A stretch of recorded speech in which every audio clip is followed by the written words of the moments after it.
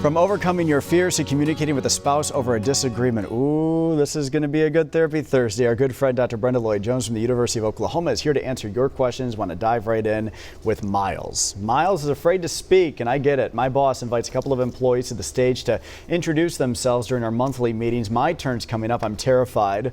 How can I overcome my fear of public speaking?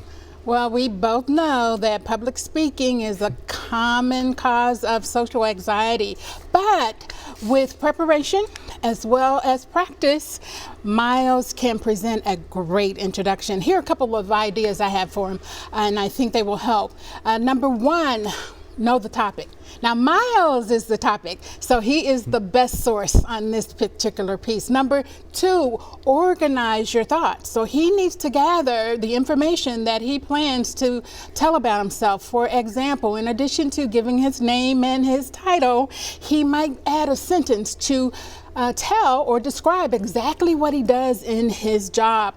I'd also advise that he include maybe a couple of sentences about what he does outside of work. If he has a hobby or interest, maybe he volunteers at the local food bank. Adding that particular piece will add interest and people will really be captivated. And then this is the most important part, to practice. He can ask a friend or certainly a family member to listen to his introduction. He can also record himself, and that way he can listen to his voice and he can watch his body language. Here is the heart of the matter.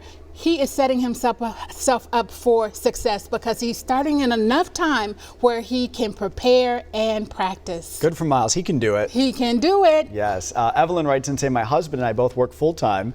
I work remotely 3 days a week. He thinks I should prepare dinner on the days that I work from home as his wife.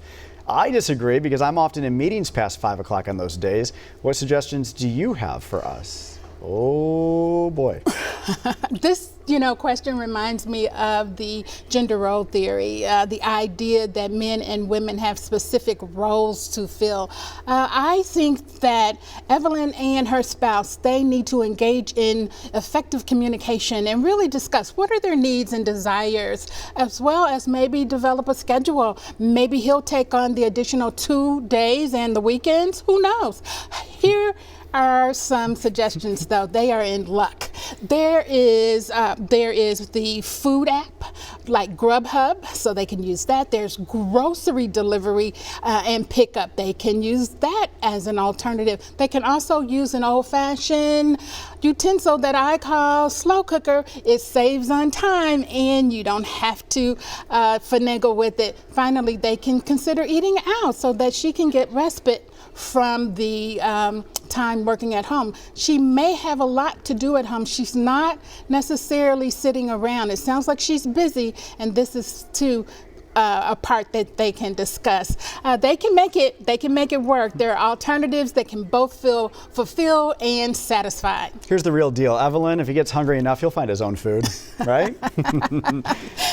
I'll say what you won't. If you have a question that you'd like for us to consider next week, send in your question. You can do it right now by email, just like they did. Therapy Thursday at griffin.news. We're back in a minute.